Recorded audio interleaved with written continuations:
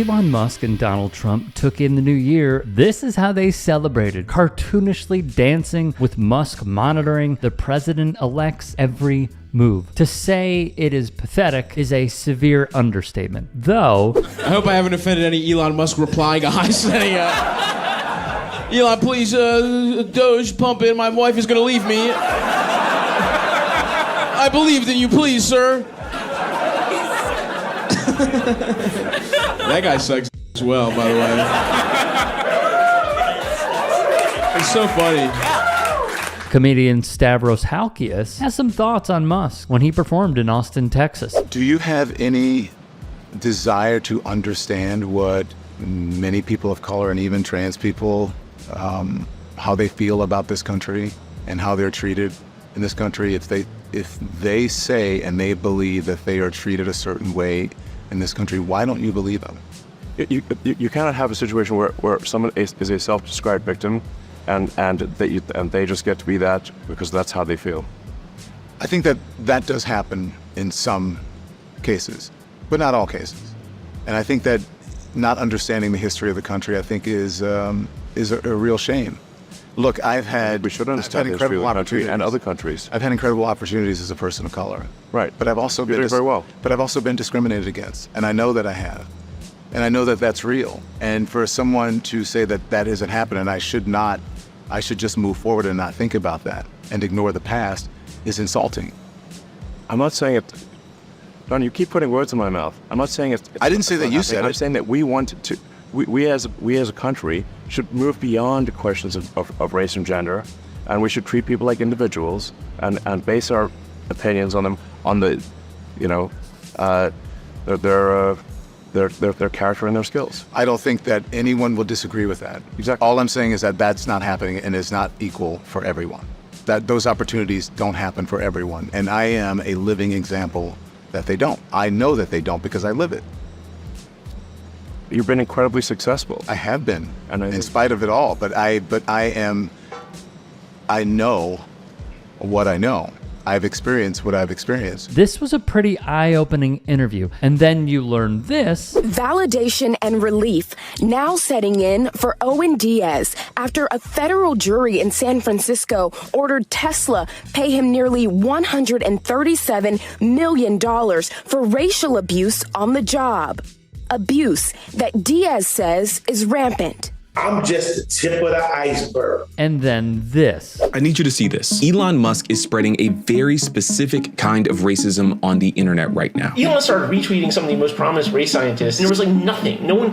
Chuck Schumer met with him after that. He's the sort of patient zero for a lot of stuff right now. Elon seems to really like this account. They've gone by a few names on the platform, but they share extremely racist content that argues that black people are innately intellectually inferior beings. We actually settled this debate generations ago, but Elon Musk is helping to bring it back. Look at this graph. It shows the follower growth of this account over time. And many of those peaks that you're seeing are the moments when Elon Musk engaged with them over the last few years. A simple response from Elon gives a fringe account like this one access to millions of users, drawing greater attention to these destructive ideas and earning this account tens of thousands of new followers. This page is part of a larger network of race science advocates on Twitter. And this. His views have only gotten more and more extreme. He's been completely red-pilled. Or maybe, just maybe, he's been red-pilled all along. He didn't do he just bought, he didn't make the car. You know that, right? He just bought into the company. He just his family had diamond, emerald money from just whipping.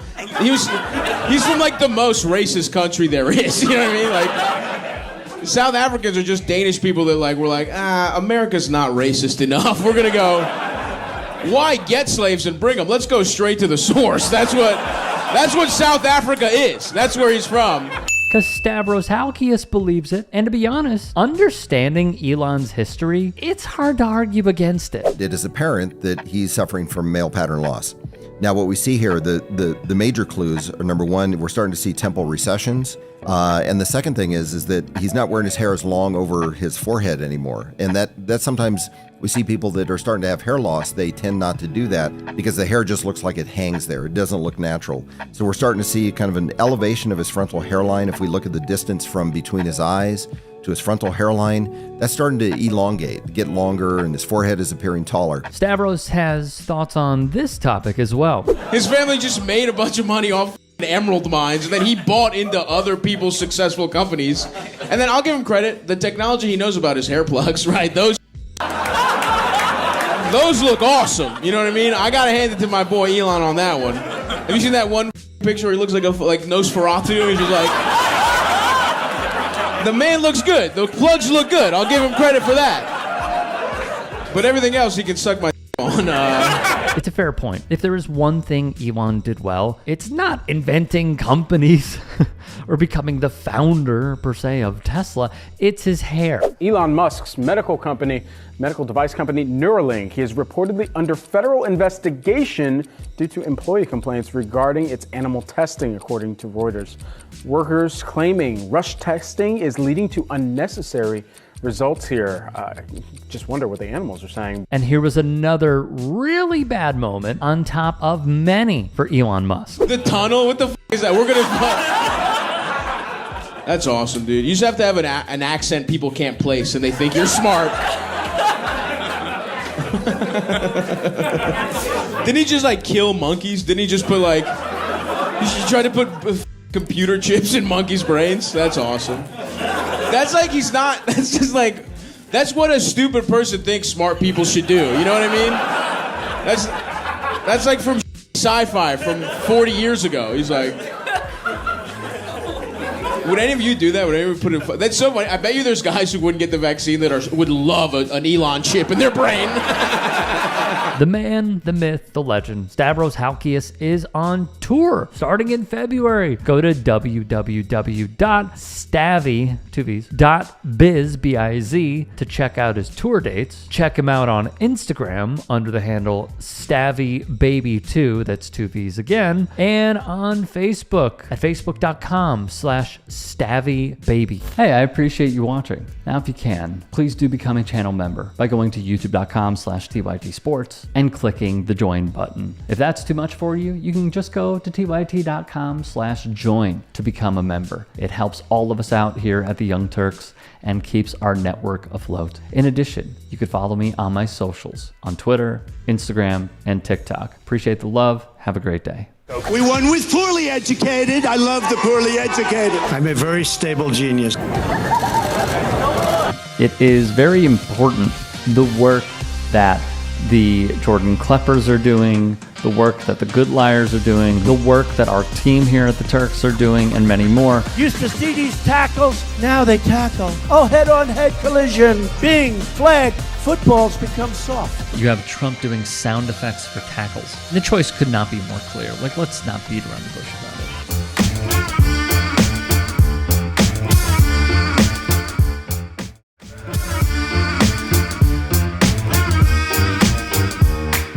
If you only had one video clip to summarize the impact the American empire has had on itself and the rest of the world over the past century or so, you'd be pressed to find a better one than this harrowing video captured by photographer Stuart Pauly reporting from the wildfires causing utter devastation on LA. You could not have scripted a more accurate metaphor to visualize our country's insatiable thirst for fossil fuels and other natural resources and the effects of unregulated neoliberal capitalism than seeing a McDonald's remain standing while the world burns around it. This should serve as a stark reminder that those who benefit the most from our economic and political systems could not care less about the suffering, death, and utter destruction their greed has brought into the world. How's water? I mean, obviously Palisades have had water issues. Our hydrant ran dry about 2 minutes ago.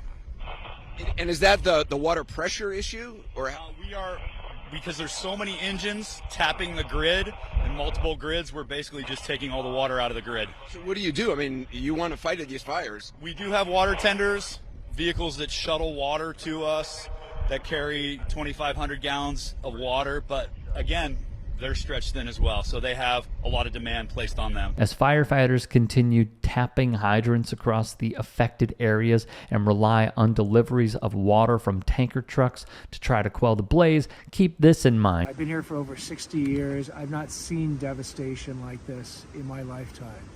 I mean, you have to harken back to the 1990s when we were hit with the floods and the fires and the earthquakes and the riots to even get close to this.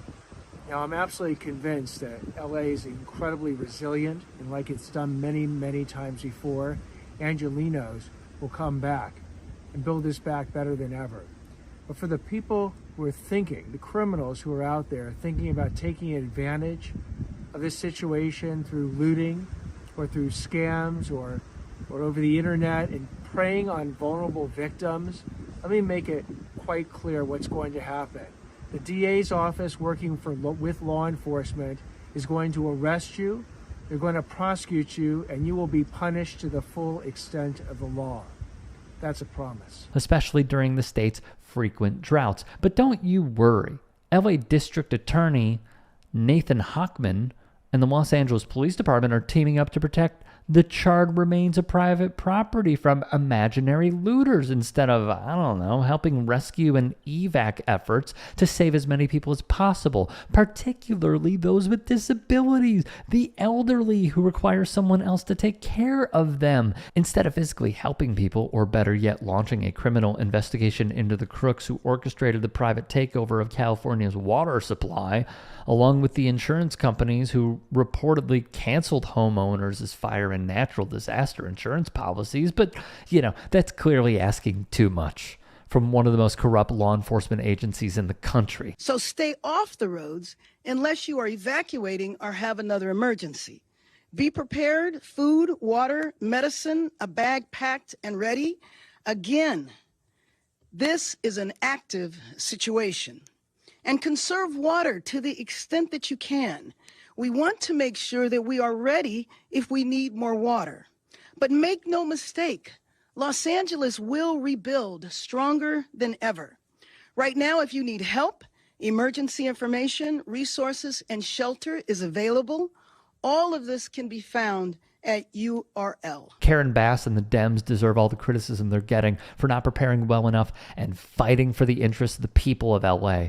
You're absolutely delusional if you think Republican leadership would have done better or will do better when something like this happens again. It's not a priority to the far left. I want to be as clear as possible. This state has been hijacked by the extreme left. Remember, Karen Bass is the socialist mayor who said Castro's a great guy.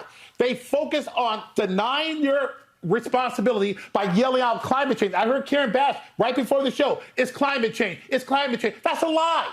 It's poor management on the part of the Democrats.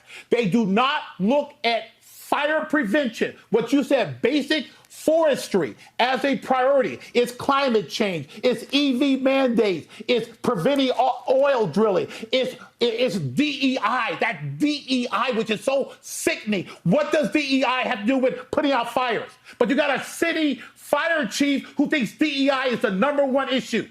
It's insulting. And you know what?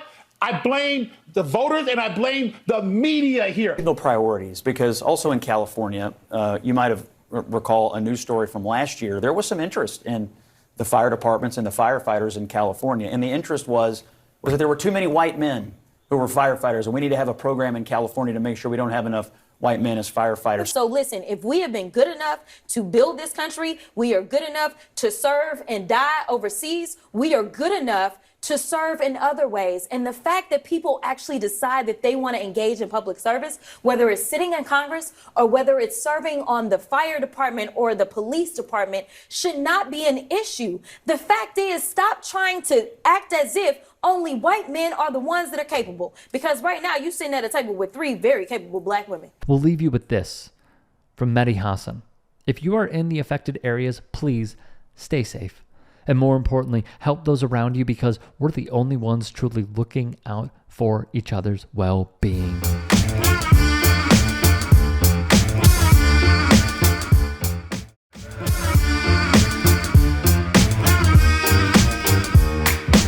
Trae the Truth, a rapper and activist in Houston, came on this show at the lowest point in his life. Trae's 6-year-old daughter, named Truth, had been missing since August, when her mother, who did not have custody, picked her up for a weekend visit and did not bring her back. Trae moved heaven and earth to find Truth and had help from the police, the FBI, U.S. Marshals, the National Center for Missing and Exploited Children, and the Black and Missing Foundation. And here's what he told Jesse. A lot of us over here are broken. You know, Truth right now, mentally, this is super damaging. The Truth don't have to deal with therapy. We don't even, honestly, none of us know what's going on in Truth's head, including her mother. And it's just not right. It's been going on too long. I tell everybody, do not approach them. Don't try and be a hero, because my baby's safety is first and foremost. This was a heartbreaking story. Trae would give this interview to TMZ on December 12th of 2024. As of now, she's been missing for about 4 months. When was the last time you spoke to the mother? Instantly when she took her, I was calling and blowing up the phone that whole night, and then part of the next day, and after that everything got disconnected, blocked, so she kind of just went off the face of the earth as far as emails, phone, social media. She abandoned her apartment, abandoned the car. Like, so at this point, that's what made it a scary situation, you know, because it's like now when somebody moving like that and you know they mental not right, I had to decide, do I keep it private or do I go public? One should also remember it was just about 4 months ago when he stated this on The Breakfast Club. Not to get too much into it now, I got primary custody of my daughter. So I just introduced her to a therapist. So, you know, it's a lot of different things that I gotta, you know, I'm still climbing. 6. He spoke highly of the process, but it is revealing that he gained custody, and per Trae, the mother of his child essentially took her for a very long stretch of time. The battle was drawn out over 6 years. What's her relationship like with Heather? I mean, you know, I've been dealing with a custody battle for up to 6 years, man. So it's been a very up and down, stressful situation. But, you know, in my mind, it's always for doing what's for the best interest of Truth. And at the beginning of this year, they actually granted me primary custody, which it was shared custody, but she would get visitations on the weekend and she would get summer visits. And after I allowed Truth to go with her for the summer, the very first visit she had, which was August 16th, and I ain't seen Truth since. And hey, just a quick break in the action. You should go subscribe to my new show, The Rick Strom Show. I'm going to be interviewing people from sports, music, journalists, authors, sports doctors. It's going to be fantastic. Please go subscribe. Thank you. That last interview that you saw was when Trae decided to go public with the news that his daughter was missing. He would drop her off, give her a kiss, and say, "I'll see you Sunday." It turned into months of his child going missing. He said the kid's mother, whose name is Heather Cuevas, did not return her. According to News Nation, a felony warrant was issued for her arrest. Many agencies, as Ashley Banfield went over, took part in the search. Now, the sad part is to have to experience somebody being like, oh, well, technically it's not kidnapping because she's with the mom. But it's like when you went through what I went through for 6 years and I actually have custody and you came and took her, and not only did you take her, you flew her to a new city that same day and put a bunch of bogus charges on me. And if the shoes was reversed and it was me, I'm pretty sure them people would have came and got me and found me ASAP. It wouldn't be a question of, well, it can't be kidnapping because the daddy came and took it from the mom who had custody.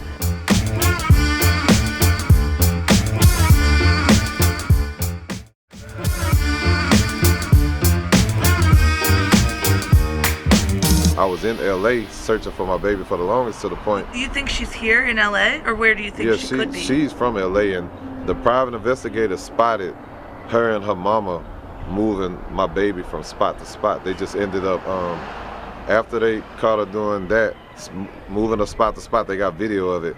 The last time my baby was seen, she was coming out of somebody's house, and the investigators tried to follow her. She took them on a high-speed chase. He would go on the record stating this, quote, "I can honestly say I'm completely lost. I've been through a lot of hard things in my life. Not knowing where your child is, Not being there to protect your child is a different type of pain. Then, miraculously, this happened. On New Year's Day, 2 weeks to the day after Trae made that plea, he picked up his phone to hear the words that he'd been praying for. Truth was found and she's safe. She was spotted in California near the Mexican border. The Grio added more. Trae received a phone call from United States Marshals saying she'd been located in El Centro, California. That's about 20 minutes from the Mexico border. I am happy that she is found. It saddens me that the quotes that I've seen from Trae have basically said, like, there was reluctance when truth returned. And I can't imagine what she went through. I can't imagine what Trae went through. I can't imagine what their family went through. Let me just say, you know, my family pokes fun at my mom because she's sentimental at times, and she told me, you know, when my wife was pregnant, that you will never know a love like when you have a child. And when I first started reading this story, I was just hoping that she was okay. Just hoping. And then I thought about Trae, and I thought about the family and extended family who were just worried.